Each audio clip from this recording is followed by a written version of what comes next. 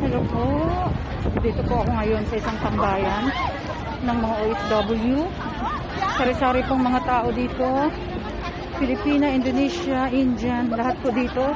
Nakikita nyo po. Ito po yung Tamar. Tinatawag nilang Tamar Park.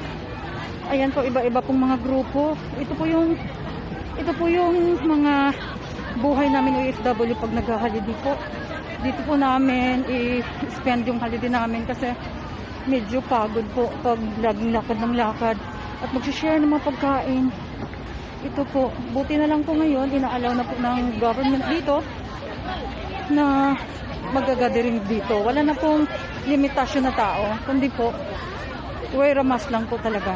Kasi meron pong nag-iikot ng mga staff dito. Ang ganda-gandang lugar. Yan po. Yan, OFW. Ang ganda. Gandang lugar dito tabi ng dagat. Ayan. Puno talaga. Lalo na pag Sunday kasi holiday po ng ng mga OFW. Mostly po is Sunday talaga yung day off. Mayroon naman pong iba na international. Ayan, nagtitent po sila.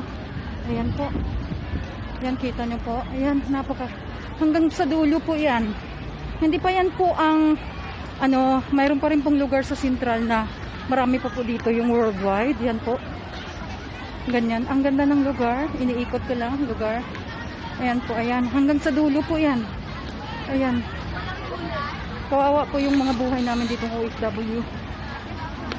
Iba-iba po yung life namin sa mga amo namin. Minsan swerte, minsan malas. Kaya laban lang po para po sa pamilya. Hope you like it. Thank you so much. Please subscribe my YouTube channel. Video na mga ayon. Yan. Ayan pong building ng Hong Kong. Kita nyo po yan. Yan. Ganda po.